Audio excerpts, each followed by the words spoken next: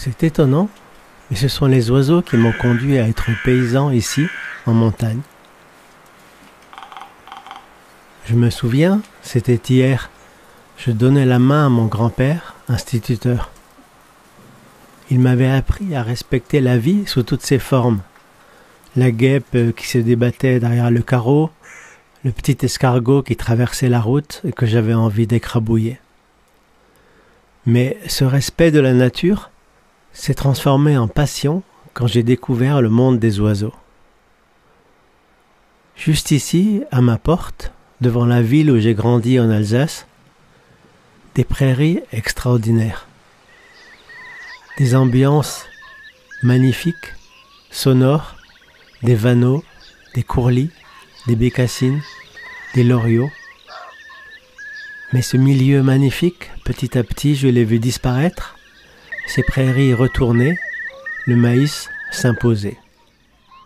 Je me suis dit que je devais m'engager, faire quelque chose pour la nature.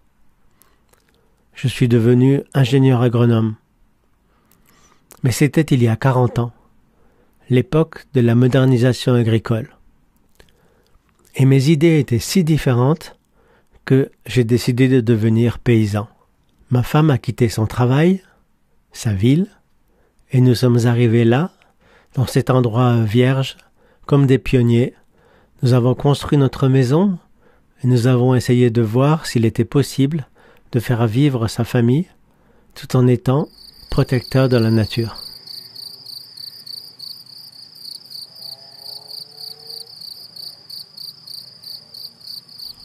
Je connaissais cet endroit en montagne, à 700 mètres d'altitude.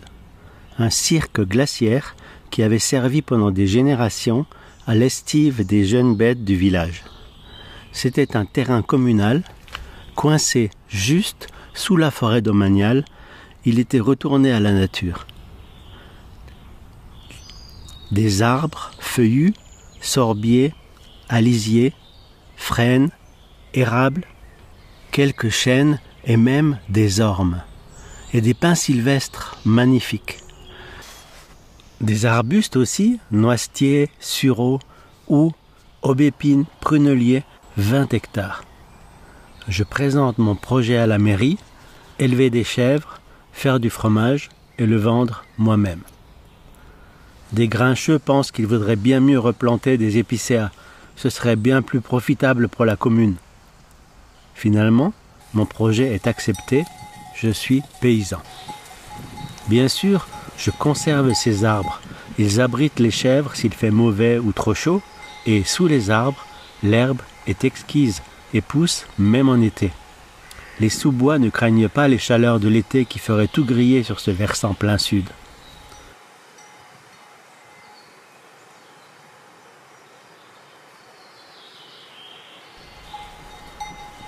Au sommet de cette parcelle, les vents sont si forts que même les arbres poussent difficilement. La pelouse, des pensées sauvages et du fenouil odorant. J'avais 10 chèvres à l'époque et je ne savais pas encore quel fromage faire. Mon idée de départ, elle était simple. Vivre dans cet endroit magnifique avec mes chèvres, ne pas me soucier de la quantité de lait que chaque chèvre pourrait me donner, mais faire de ce lait un fromage exceptionnel, digne de cette flore formidable qui nourrissait mes animaux. J'ai invité le fromager du plus grand restaurant d'Alsace, l'Auberge de Lille, et nous sommes montés ici, nous nous sommes assis dans l'herbe, il a vu mes chèvres croquer des bourgeons de pain. Je lui ai dit, voilà ce que mangent mes chèvres. Je peux vous apporter mes fromages chaque semaine, de quoi avez-vous besoin ? Il fut mon premier client. Il l'est toujours et m'a ouvert tant de portes.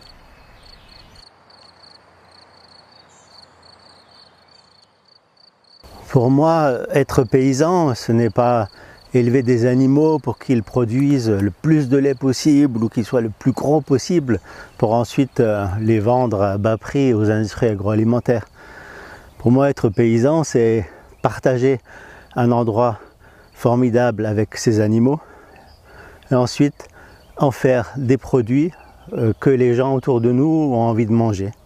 Et une fois que ces produits, on les a faits, de les accompagner jusqu'au bout pour les proposer et pour expliquer comment on les produit, comment on les a fait, d'où ils viennent. C'est ça, acheter local. C'est cet échange direct entre le producteur et le consommateur. Pas seulement l'acte d'achat, mais aussi comprendre notre vie.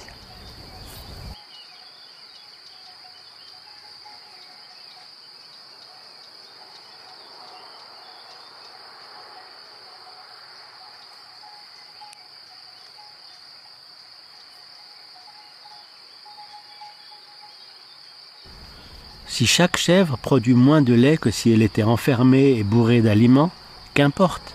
Mon but est d'occuper le plus de surface possible pour y laisser la nature s'épanouir. J'aurai le nombre de chèvres qu'il faut pour faire vivre ma famille et les hectares dont elles ont besoin pour se nourrir sans compromettre cet équilibre. Cet endroit où les chèvres broutent, nous, paysans, l'appelons une pâture. Les animaux sont sur une prairie. Ils broutent et prélèvent une partie des plantes. Mais la nature est complexe. C'est un équilibre entre de nombreuses espèces de plantes qui se concurrencent et s'entraident et qui ont des prédateurs. Pucerons, chenilles, herbivores, sauvages ou non, chacun participe à cet équilibre. Une pâture peut parfaitement rentrer dans ce processus si le pâturage est mesuré. Les herbivores prélèvent une partie, ne piétinent pas trop. En broutant, ils prélèvent des plantes, mais laissent des déjections qui vont nourrir d'innombrables petits animaux indispensables à la fertilité du sol. Ces petits animaux ingèrent les déjections, mais aussi les herbes sèches et recyclent l'ensemble avec les tout petits, les colamboles, les acariens et les bactéries et petits champignons. Pas de déchets dans une prairie vivante. Tout est recyclé et transformé en acides aminés, lipides et sucres. À la fin de l'hiver, nous sortons nos animaux dès que cela est possible, fin avril, début mai. Après cette première pâture, les animaux ne reviennent que 2 mois plus tard. Et fin juin, les prés tout autour sont fauchés et ces parcelles, très fleuries, joue un rôle très important pour la nourriture des insectes. Ce matin, mon maître m'a dit que 80% des insectes ont disparu en Europe. C'est énorme. Et ici, les sauterelles, les papillons, les grillons disparaissent aussi, papy? Oui, Marjane, c'est vrai, mais pas partout. Dans cette prairie, il y a un papillon extraordinaire. On l'appelle l'azuré du serpolet. Et la femelle, elle vient et elle pond un œuf sur une des fleurs. Et après, elle va chercher une autre fourmilière et elle pond un œuf. Et cet œuf, quand il éclot, qu'est-ce qu'il donne? Une chenille. Une chenille. Et la chenille, elle va manger la fleur du serpolet, mais seulement une fleur. Et quand elle est un petit peu plus grande, elle fait une crotte tout à fait particulière. Une crotte que les fourmis adorent. Et les fourmis, quand elles voient cette chenille, elles prennent la chenille et elles la rentrent dans leur fourmilière bien à l'abri. Et au printemps, qu'est-ce qui sort de la chrysalide? Un papillon. Un papillon. Et le papillon sort, il se dépêche de sortir de la fourmilière. Et des azurés du serpolet, tu sais combien il y en a dans toute l'Alsace? On en a compté moins de 20 stations. Une station, c'est un endroit où il y en a. Cet équilibre est extraordinaire et fragile. Chaque espèce de papillon est liée à une plante. Si la plante disparaît, la chenille aussi, et donc le papillon. L'œillet des chartreux, par exemple, ne peut être pollinisé que par 2 espèces différentes de papillons. Ici, un passage de broyeur pour faire propre et plus de fourmilières, plus d'azurés. Si on ne broie pas, si les bêtes ne restent pas trop longtemps, ces parcelles peuvent être des trésors.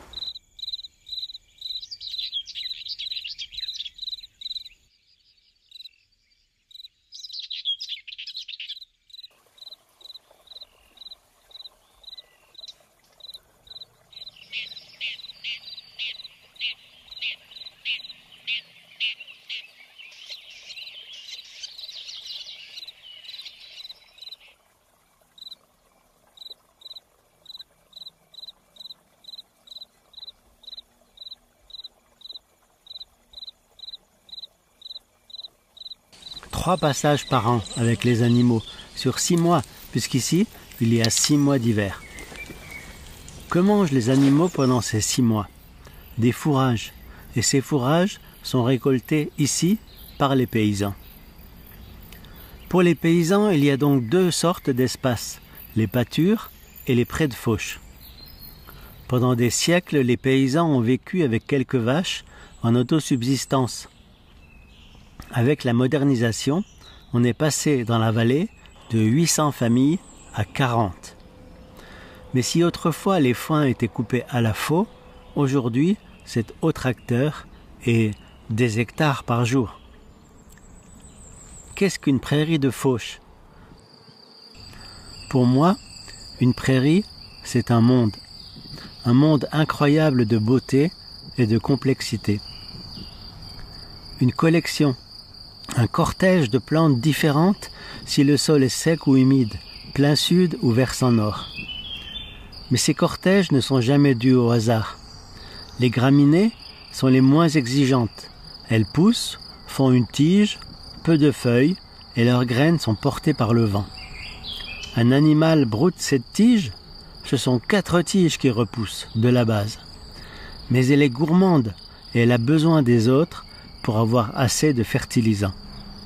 Les autres, les plantes à fleurs, et notamment les légumineuses. Elles s'associent avec des bactéries cachées dans leurs racines, capturent le gaz carbonique et l'azote de l'air et le transportent vers leurs racines où les bactéries se nourrissent du carbone et libèrent dans le sol l'azote. Les légumineuses ont besoin de s'exposer au soleil pour produire de l'azote. Elles grimpent, se hissent le plus haut possible sur les autres plantes. Ce sont des plantes à fleurs, comme beaucoup d'autres présentes dans la prairie. Elles puisent chacune des éléments différents dans le sol et le restituent à leur mort. Toutes ces plantes à fleurs se multiplient grâce à leurs fleurs.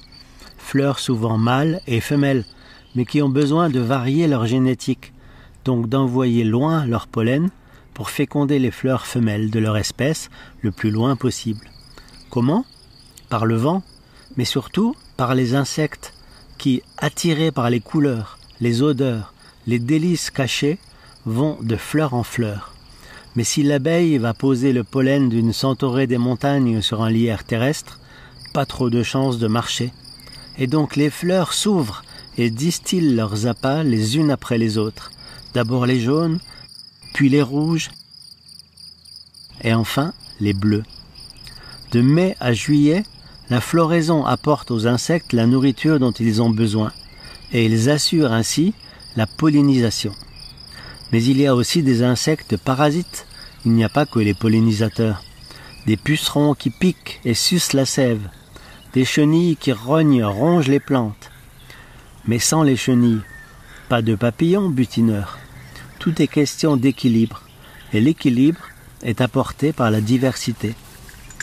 Chaque plante a ses propres parasites, alors la diversité protège de l'explosion. Et la prairie abrite aussi tout un monde animal, chargé de réguler ses populations d'insectes, grenouilles, orvets et les oiseaux.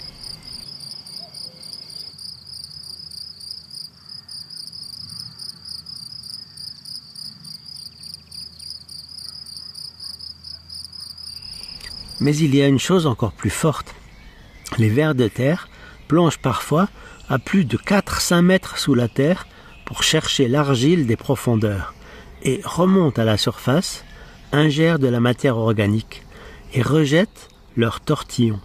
Ces tortillons sont l'élément principal de ce que l'on appelle le complexe argilo-humique, base de la fertilité d'un sol. Ce complexe est capable de stocker l'eau, d'abriter les bactéries et les petits organismes qui vont produire les fertilisants et de les restituer aux plantes. Ces prairies ont un symbole, un étendard, un petit oiseau insectivore qui passe l'hiver en Afrique et qui revient début mai en Europe chercher de belles prairies où il pourra trouver le gîte et le couvert. Le tarier des prés. Début mai, il va pondre ses œufs à même le sol au milieu de la prairie. Il va se nourrir, ainsi que sa nichée, des chenilles, papillons et sauterelles, et, repartira avec ses jeunes passer l'hiver en Afrique. La pie-grièche écorcheur, aussi migratrice, aime les insectes plus gros, les bousiers, les grandes sauterelles, et niche dans les buissons épineux.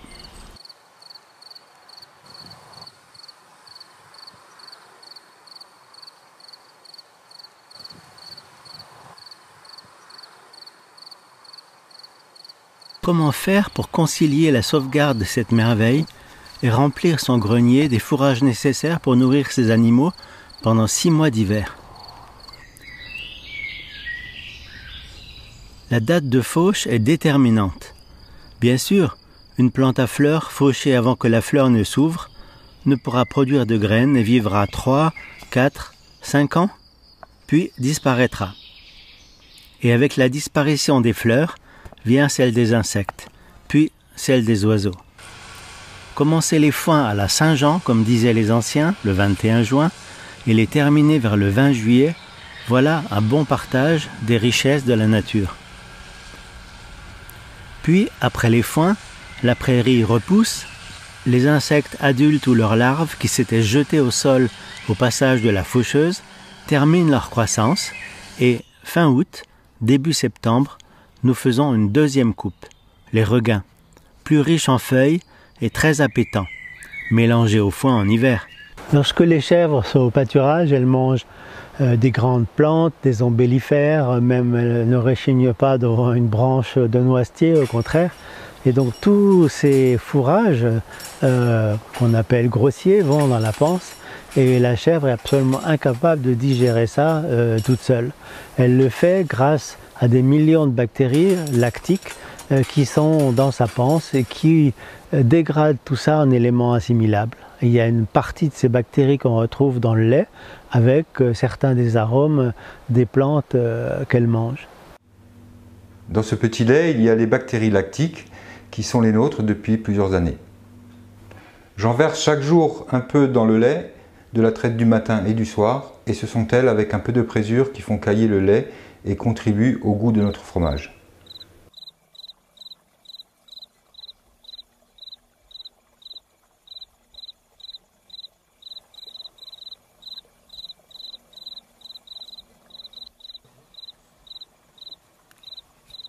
Mais une fauche revient à prendre toute la production végétale de la prairie. Comment va fonctionner le sol? Les anciens avaient bien remarqué que l'on ne pouvait pas se contenter de prendre et qu'il fallait redonner. Tout l'hiver, les animaux mangent ce foin, laissent des tiges, des refus, qui se retrouvent au sol. Et je rajoute aussi de la paille pour que les animaux soient bien. Tout cela se mélange au sol dans l'étable, avec les crottes et les urines. 2 fois par hiver, nous sortons ce fumier qui, brusquement oxygéné et exposé à la pluie, chauffe, fume et démarre le compostage, c'est-à-dire le développement des champignons et des bactéries qui préparent l'explosion de toute la petite faune qui se nourrit de la cellulose. Après quelques mois, il est épandu sur les prés de fauche en automne ou très tôt au printemps. Et cet épandage nourrit le sol. C'est un ferment qui dynamise toute l'activité vitale indispensable à la fertilité d'un sol. Nous avons pris, nous rendons. Il y a 50 ans, on a voulu moderniser l'agriculture. Les petits paysans sont devenus producteurs de lait, collecté par l'industrie agroalimentaire. Cette industrie qui mélangeait les laits de chaque ferme a exigé une propreté draconienne dans les étables. On a bétonné les bâtiments et lavé à grande eau les urines et les bouses, qui se sont retrouvés être des déchets. Et ces déchets, on les a stockés dans des grandes fosses, comme nos fosses septiques. Et quand la fosse est pleine, on la vide. Le lisier, c'est donc uniquement des déjections, sans matière organique. Ensuite, les techniciens ont expliqué qu'une herbe jeune, toute en feuilles, était bien plus riche qu'une plante montée en tige et même en graines, et que pour produire beaucoup de lait, il fallait de l'herbe jeune et du soja brésilien. Les paysans ont suivi, produit beaucoup, et vu le prix de leur lait s'effondrer. Donc moi je me suis installé en 1987, avant j'étais vacher en Meurthe-et-Moselle. Et quand je me suis installé, donc je sortais en fin de compte plus ou moins de l'école, c'était les systèmes intensifs, c'était fauche précoce, tout en ensilage, engrais, désherbage. Cette modernisation a détruit combien d'emplois ici dans la vallée? Et la nature, comment supporte-t-elle cette évolution? Mal, très mal. Faucher en mai revient en 3 ou 4 ans à supprimer les plantes à fleurs qui n'ont pas eu le temps de faire les graines qui assurent leur survie. Aujourd'hui, nous sommes le 10 juin. Quelle prairie est encore debout? Où sont les fleurs? Où sont les papillons qui n'ont plus rien à butiner? Où sont les oiseaux qui n'ont plus rien à manger? Et cette disparition visible est-elle le seul danger de cette orientation de l'agriculture? Outre la fauche précoce, le deuxième facteur principal d'extinction de la vie, c'est le lisier. Il a remplacé ce qui était la règle autrefois ici, le compost. Le lisier, lui, est bourré de nitrates, certes, mais visqueux, stocké dans d'immenses cuves. Il a des micro-organismes à l'intérieur, bien sûr, mais anaérobie, c'est-à-dire qui se développent sans oxygène. Si on les pend, tous ces micro-organismes meurent. Une partie des nitrates va être absorbée par les racines et les feuilles des plantes, mais tout le reste sera lessivé à la première pluie et ira polluer les sources, les rivières. Mais surtout, ce lisier va tuer toute la faune du sol. Si un crapaud en orvet peut se sortir d'une couche de lisier, les grillons, fourmis, colamboles, champignons, bactéries de la couche superficielle vont être asphyxiés par cette couche visqueuse, acide et anaérobie. Qu'a-t-elle d'intensif cette agriculture? Il y a beaucoup moins d'agriculteurs qui, pour survivre eux-mêmes, menacent la nature autour d'eux et donc leur outil de travail. La machine tourne à grande vitesse et menace de quitter la route. Pour le moment, les lanceurs d'alerte parlent surtout de la disparition des insectes, de la biodiversité, mais comment se rendre compte que finalement, c'est l'ensemble des sols, même en montagne, qui sont en péril, qui sont en train d'agoniser. Et ces sols, leur vie, c'est tous les petits organismes qui sont à l'intérieur, qui sont des milliers d'espèces qu'on connaît à peine et qui ont chacune de ces espèces une fonction tout à fait importante dans le sol. Cette disparition est fondamentale pour la vie du sol, c'est-à-dire sa capacité à stocker l'eau. Et aujourd'hui, avec les réchauffements climatiques, cette capacité va être vraiment importante. Mais aussi cette capacité qu'ils ont gratuitement à recycler tout ce qui est en surface pour en faire des éléments fertilisants pour les plantes. C'est incroyable le fonctionnement de la nature, et par ignorance ou parce qu'on nous a mis sur de mauvais rails, on est en train de mettre ça en péril. Cette parcelle, je viens de la récupérer. Je l'ai fauchée le 2 juillet et aujourd'hui nous sommes le 3 août. C'est incroyable. Pratiquement rien n'a poussé. Il a fait chaud, c'est sûr. Et en plus, les sangliers sont arrivés. Ces fameux dégâts de sangliers. Quand on voit la terre que les sangliers ont dégagée, c'est incroyable, c'est vraiment du sable acide, sec. Quelques vers de terre, quelques larves de hanneton remontent à la surface pour y trouver un peu d'humidité. Et là, les sangliers arrivent, retournent parfois 10, 20, 100 mètres carrés et c'est un véritable labour. Cette parcelle, par contre, j'y mets du compost depuis des années et c'est incroyable la différence. Il n'y a pas eu plus de pluie, elle est peut-être un petit peu plus haute en altitude, mais la repousse est fournie, c'est le jour et la nuit, avec la diversité de plantes, du fenouil sauvage, des renouées bistortes, du plantain. Au bord de chaque parcelle que je fauche, je m'efforce de laisser un petit îlot de nature. c'est-à-dire un petit peu de broussailles, des ronces, des aubépines, des framboisiers sauvages. C'est là que va nicher la pygrièche écorcheur, la fauvette babillarde.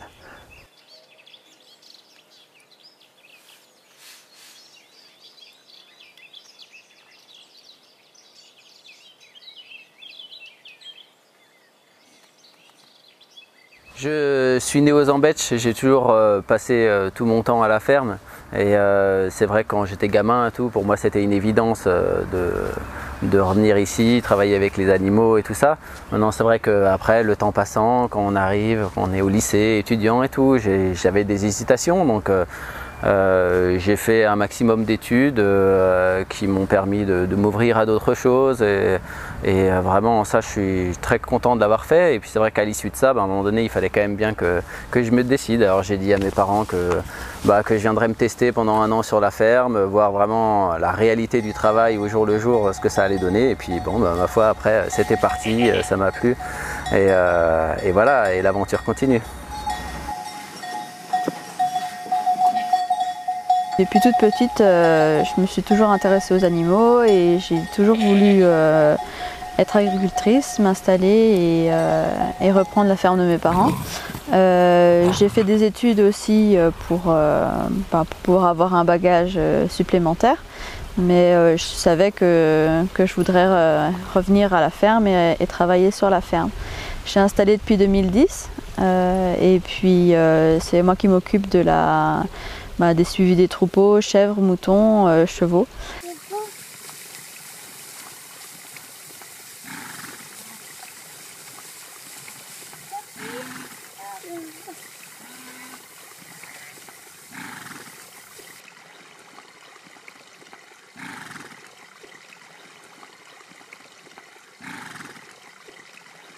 C'est assez fascinant comme dans cette période j'ai pu voir le changement d'attitude des consommateurs qui sont vraiment maintenant, cherchent à être beaucoup plus engagés dans leur mode d'achat. Et par ce biais, ils se questionnent énormément. Qu'est-ce que je dois faire? Je dois consommer bio, je dois consommer local, fermier, etc. Et en fait, ce qui est compliqué, c'est qu'il n'y a pas vraiment de réponse binaire à tout ça. Ça dépend vraiment des modes de production et tout. Donc c'est pas simple de leur donner une réponse. Moi, je trouve que si, on peut quand même répondre. Acheter bio vous garantit que l'agriculteur n'a pas utilisé de produits chimiques. C'est déjà important ici en montagne. Acheter local vous garantit qu'il y aura beaucoup moins de transport. Quand on se rend compte aujourd'hui, le chemin que fait du lait par exemple, le lait est collecté ici dans les fermes, il est transporté jusqu'à la coopérative qui est à près de 80 km d'ici, et là à la coopérative, ce qui doit être mis en berlingot par exemple ou en bouteille est amené parfois à 200 à 300 km pour être mis en bouteille, pasteurisé. Et ensuite, ce lait est expédié vers les centres de gros où ensuite il est dispatché et il revient vers le supermarché du coin. C'est quand même ahurissant. Donc acheter local, ça vous garantit beaucoup moins de camions. Acheter fermier, ça vous garantit d'acheter à une ferme, une seule. Maintenant, comment travaille cette ferme? Eh bien, il faut vous approcher de la ferme, discuter avec le paysan et vous verrez comment travaille cette ferme. Et vous pourrez peut-être la faire évoluer pas à pas dans la bonne direction pour la collectivité. Donc l'idéal, c'est d'acheter bio, local et fermier. La zone AOC est très vaste. Elle va de toute la Lorraine, de l'Alsace, une partie du territoire de Belfort, donc avec des zones de plaine et de montagne. Et le lait est collecté par 2 grands groupes, donc qui est Sodial et Lactalis. Et vu la zone et la quantité de lait qu'il y a, le prix n'est pas élevé du tout du lait, quoi. On est autour des 30 centimes du litre de lait pour faire du lait à Münster. Alors, pour survivre, les agriculteurs se sont lancés dans cette fuite en avant. On démarre la première coupe en mai, avant les fleurs, puis en juillet, puis fin septembre, et les dernières repousses seront broutées par les animaux. Entre chaque coupe, un épandage de lisier. Et les prairies, des surfaces sans vie, couvertes de pissenlits, rumex et graminées. Si on produit du lait ici et qu'on le vend à la laiterie, on va être payé 30 centimes. 40 centimes si on adopte les pratiques bio. Mais pour produire ce lait, il faut des terrains, des animaux, des grands bâtiments, du matériel et beaucoup de travail. Traire tous les jours, matin et soir, toute l'année, les parcs, les récoltes, les fourrages sur les pentes. Et pour tout ça, on est payé 30 ou 40 centimes. Si on fait une fromagerie, on arrive à transformer du lait, on peut vendre du blanc aux affineurs, on arrive à 75 centimes. Si on vend ce produit, ce Münster, eh bien il faut un véhicule frigo et surtout des clients. Et là, on va arriver à 1,50 €, c'est-à-dire 4 fois plus que si on vendait son lait à la laiterie. Donc on se rend compte qu'on peut vivre beaucoup mieux en produisant peut-être moins de lait par vache, mais en transformant son produit et en le vendant. Il y a un potentiel, au lieu que ce soit les industriels qui le fassent, c'est nous à reprendre cette main au niveau de l'agriculture, de transformer nos produits et puis de les vendre en direct. C'était il y a 30 ans et les choses avaient déjà bien changé dans la vallée. Il y avait des différences plus marquées, il y avait pas mal de grandes exploitations, grandes entre guillemets, qui avaient 30, 40 vaches et qui vendaient le lait à la laiterie. Et à côté de ça, des petites exploitations qui savaient bien qu'elles ne pouvaient pas survivre avec ce schéma-là. Et donc ces petites exploitations avaient déjà à l'époque choisi de transformer et de vendre. Mais il n'y avait aucune opportunité pour vendre sur place, pourtant il y avait beaucoup d'habitants.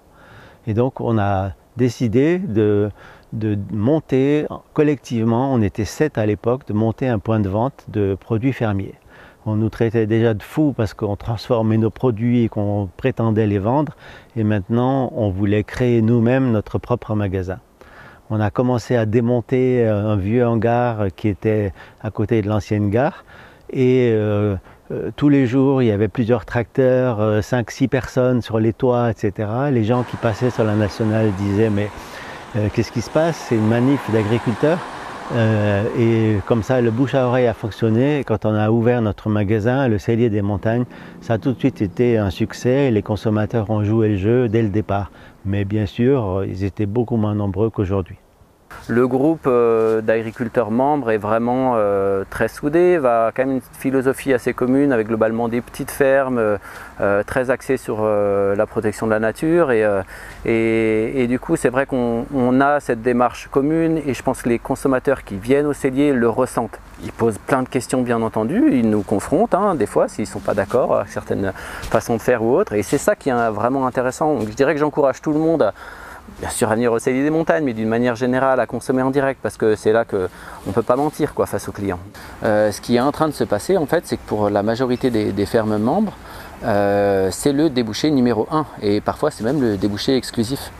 Et du coup c'est d'autant plus intéressant que directement la demande des consommateurs a une répercussion très importante sur nos façons de produire et sur même des fois ce qu'on va faire tout court. Quant au cellier, les consommateurs ont commencé à demander de la viande. On a assez rapidement pensé à la viande de porc parce que nous avions à la fromagerie déjà pas mal de chèvres. Quand on fait du fromage, il y a presque 80% de petit lait et le petit lait devenait un problème pour nous. Qu'en faire? J'avais entendu parler dans les petites fermes en Italie, les gens qui faisaient du fromage et qui avaient 1 ou 2 cochons. Je me suis dit le petit lait ça va être formidable pour les cochons. Maintenant, élever des cochons sur 1 mètre carré de béton, non. On a essayé tout de suite de faire des grands parcs à l'extérieur, bien sûr de leur aménager un bâtiment dans lequel ils peuvent rentrer et sortir comme ils veulent. Eux, ils sont sur de l'air paillé et ils ont pratiquement 200 mètres carrés par animal avec des petites mares où ils peuvent aller se rafraîchir. Il faut les voir sortir quand il y a de la neige c'est assez étonnant de voir le plaisir qu'ils peuvent avoir à courir dans la neige.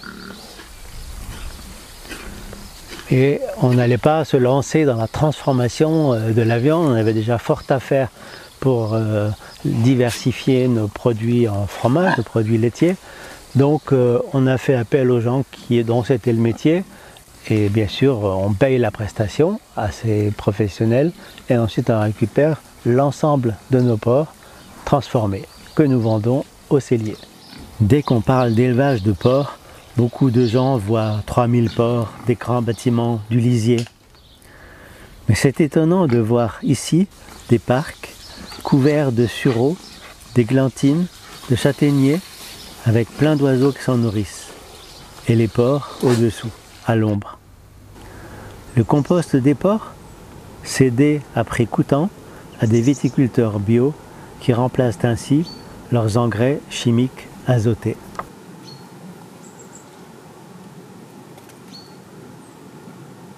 On a récupéré des terrains qui étaient trop éloignés pour pouvoir être pâturés par les chèvres et sur lesquels on ne pouvait pas faire les foins parce qu'ils n'étaient pas mécanisables. Et donc on a petit à petit pris un troupeau de brebis. Et donc c'est des brebis qui est composé de races assez à croissance lente, des races assez rares comme les engadines, les tonnet-marteau.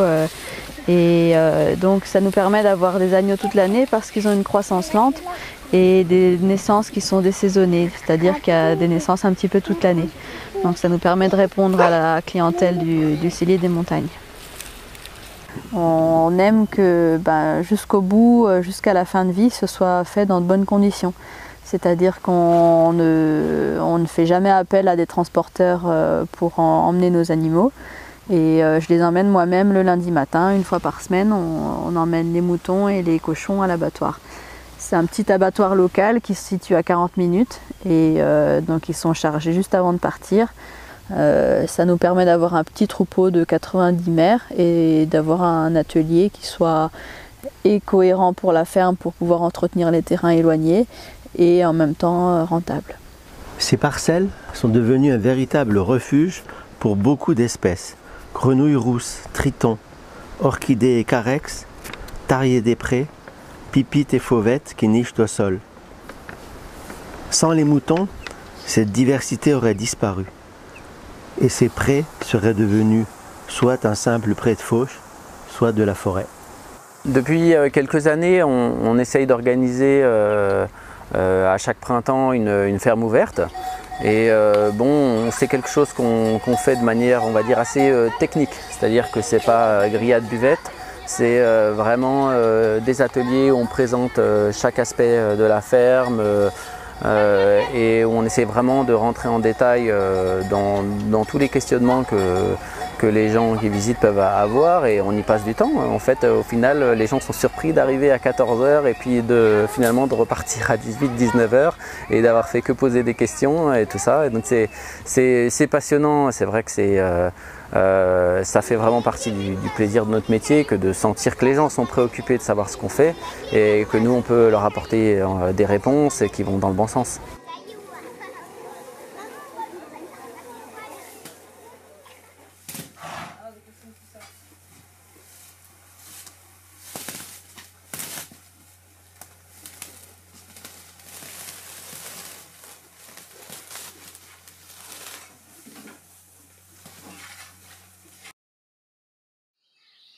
Aujourd'hui, il faut arriver à prendre tous les échelons du métier en compte et être bon partout.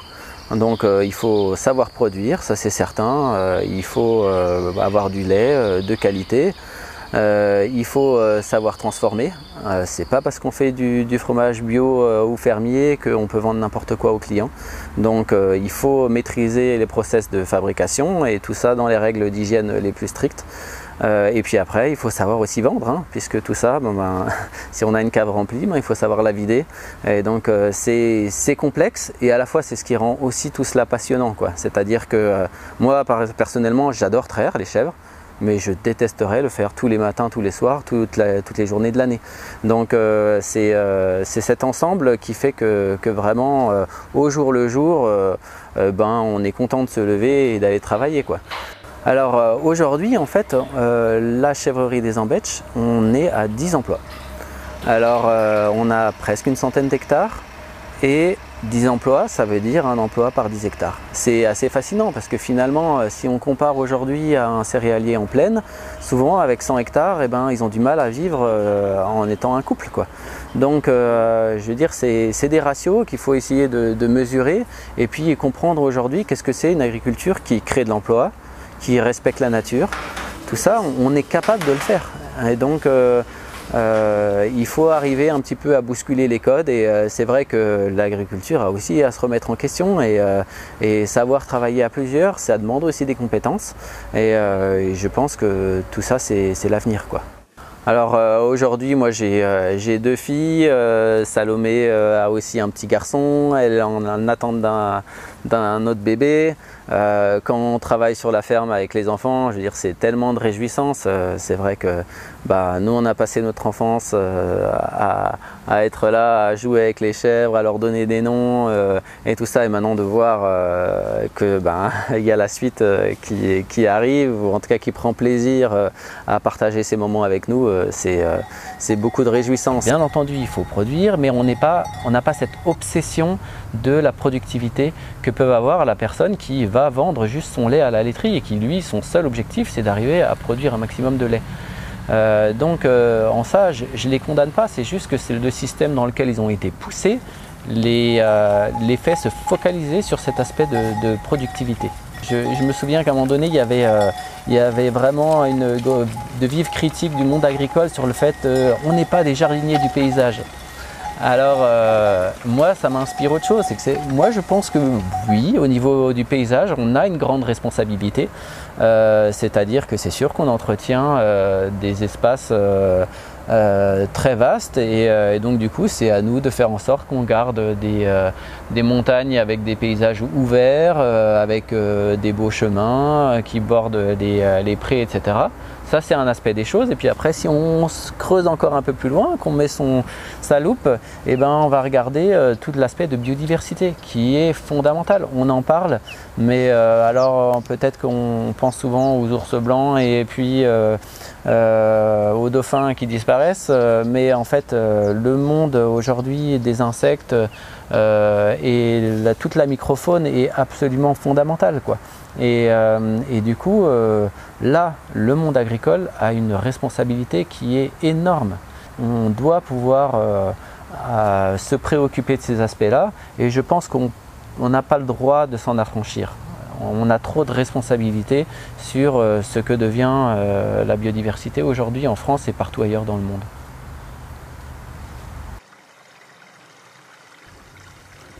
Les agriculteurs sont aux premières loges, mais ce sont les impératifs économiques immédiats qui les ont conduits dans cette voie.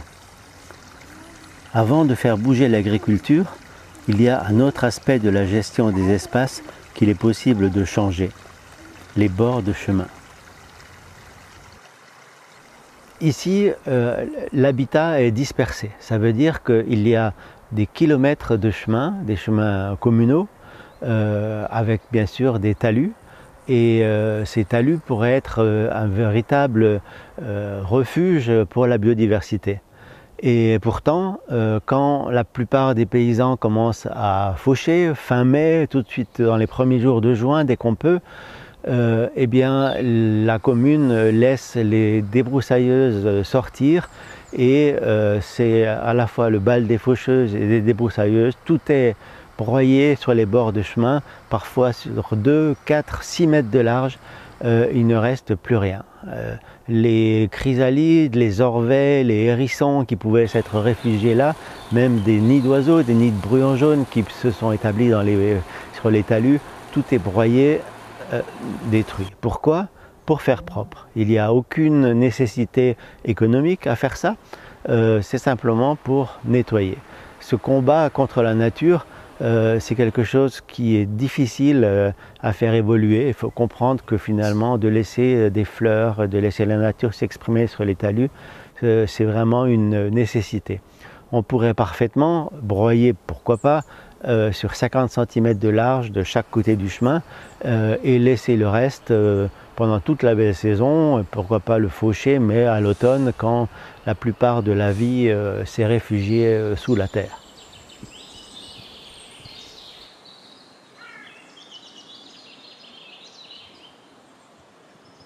Le problème principal, c'est que ces familles qui survivent ici en sont réduites à mettre en péril le milieu naturel et donc leur outil de travail. Mais pas que leur outil de travail, il y a beaucoup d'habitants dans la vallée et donc c'est le cadre de vie de tous ces habitants.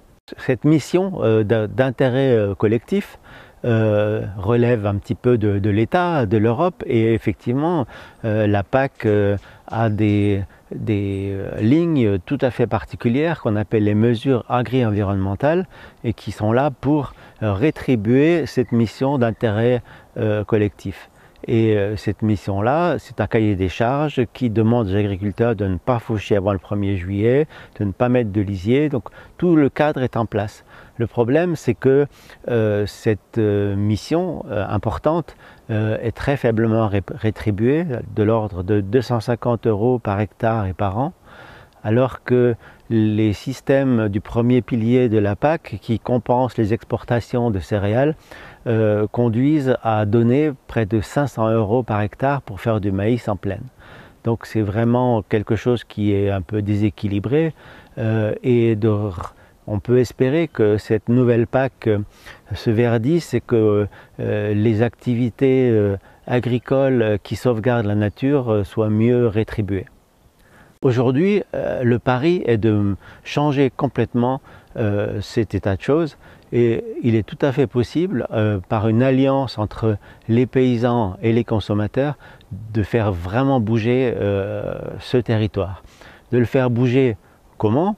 Si les habitants retrouvent un lien entre les gens qui produisent leur nourriture et achètent cette nourriture ici localement, les paysans vont trouver une rentabilité économique, mais ce qui est indispensable, c'est que ces paysans prennent conscience qu'ils doivent travailler avec la nature et sauvegarder ce milieu, ce cadre de vie qui est indispensable pour tous les habitants de la vallée. Il y avait une image, l'image du consommateur, de ce que le consommateur y veut au niveau de l'exploitation. Donc c'était d'être en bio et de respecter les animaux et puis tout ça. Donc c'était de valoriser le lait jusqu'au bout. C'était de vendre un peu cette image, au lieu de que ce soit les affineurs qui vendent l'image d'ici, mais qui c'est pas du lait qui vient d'ici. Donc moi, c'était vraiment, on a le lait d'ici, c'était de le transformer. Donc je cherchais toujours un associé.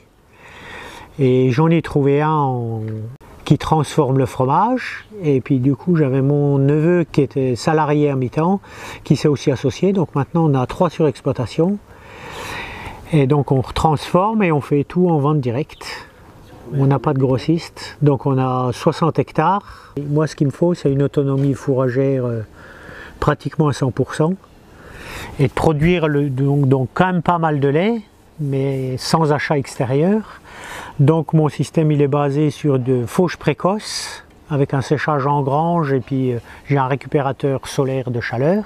Moi je ne fais pas d'achat, très peu, on achète 12 tonnes de céréales par an pour 20 vaches laitières et la suite et puis là quelques porcs.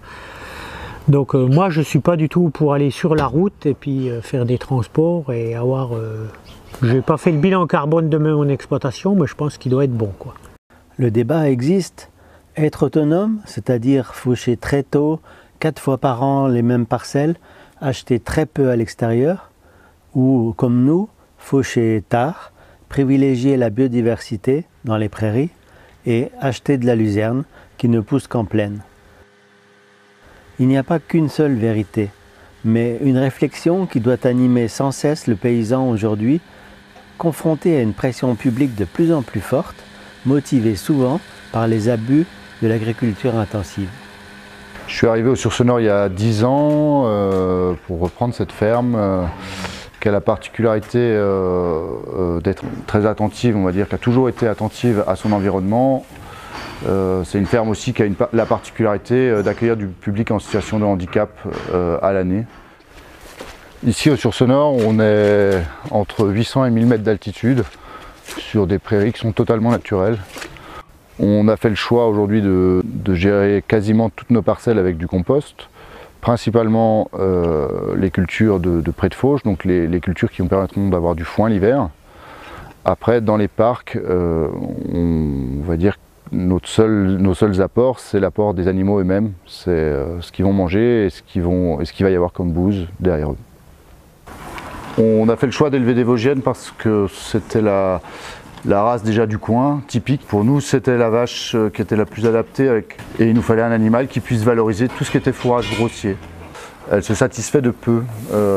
C'est la vache de montagne, hein, le pied sûr, un vélage facile, une bête qui va pouvoir produire avec pas grand-chose.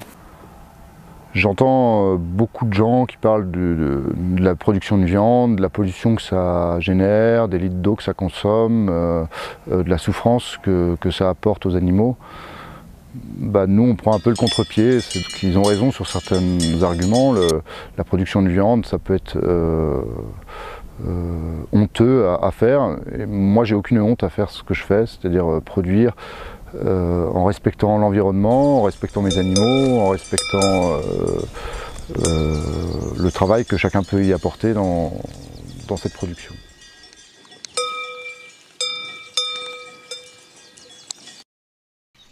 Aujourd'hui, beaucoup d'agriculteurs font de la vente directe, mais bien peu ont changé leurs pratiques.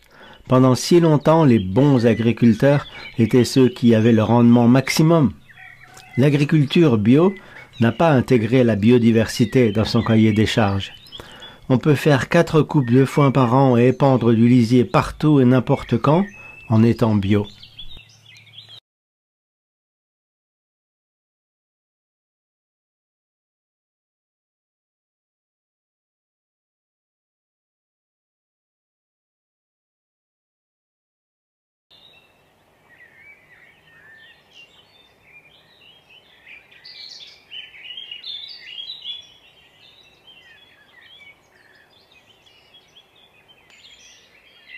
Et si nous imaginions un nouveau monde? Un monde où les paysans ne s'acharnent pas à produire plus de lait pour Lactalis. Une vallée entière fauchée fin juin, début juillet, comme avant. Beaucoup moins de vaches, mais plus de revenus, grâce à la transformation et la vente locale. Du lait, des fromages, des œufs, des volailles, de la viande, des légumes. Tout cela produit avec la nature, pour les habitants de ce territoire.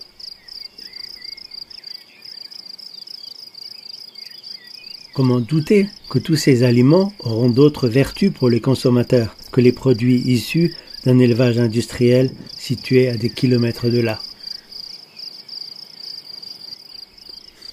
La nature et ses beautés ont un impact fort sur la santé de corps et d'esprit des hommes, et elle pourrait attirer de nombreux citadins dans les gîtes de la vallée. Osons l'agroécologie qui place l'homme dans la nature.